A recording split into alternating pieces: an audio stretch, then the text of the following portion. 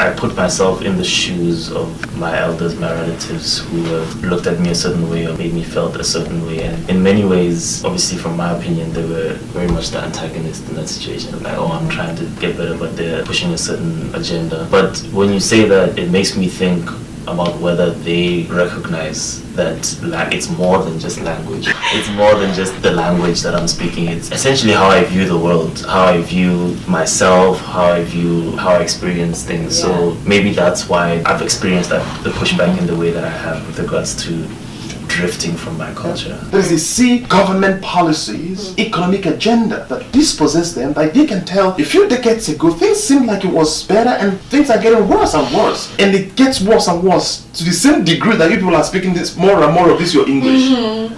I think they draw that connection and they have reason to. I think it's also an understanding of the fact that at the end of the day, English and Western world and Western ideals are held to a higher regard. Like, yes, you can have your pride for your culture and you can want to learn more about it, but at the end of the day, in order to elevate the hierarchies of the world, like on a global platform, your feelings of connection to your place actually play no role in leveraging you in that space. And so in that way, they're like a form of protection and a form of wanting to make sure that you're able to also advance in the world. But then in that same breath, you also lose parts of what they knew and what could help you feel closer to that space. And I think part of also placing English as the top one, like as we've spoken about with the imperialism and so on, that is obviously how it got so widespread. But also like once you've been a part of a system for so long, like even capitalism, like how do you start to reimagine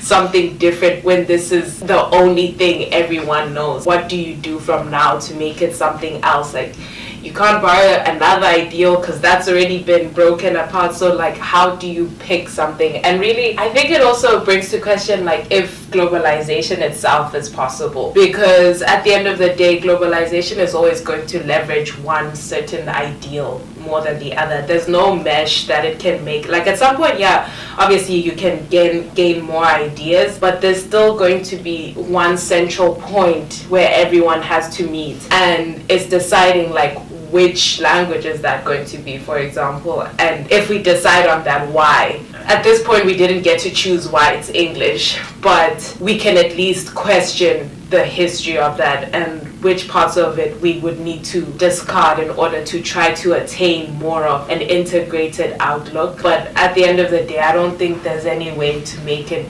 truly representative of everyone's ideals. I'm thinking of English or a language as having more layers.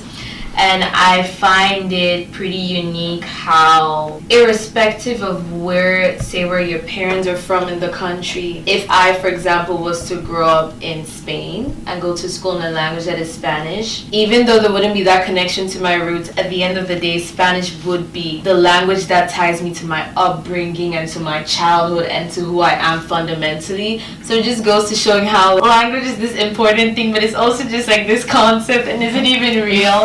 I'm thinking of my friend, for example, from Bangladesh who learned Hindi, and I was fluent in Hindi just by watching shows. Or how, like you mentioned, like soap operas, telenovelas that people watch back home, like Filipino dramas. Or how, like, I started picking up Korean words watching Korean dramas. But it's just so mind-bugging how media is a very, very instrumental way of teaching someone a language. And even though we've been talking about how tying things back to your culture is fundamental, and you know there's all these side effects of not growing up speaking that language or not learning speaking that language, the point that I raised of how you growing up in another place where there's a different language still connects you to a fundamental part of who you are.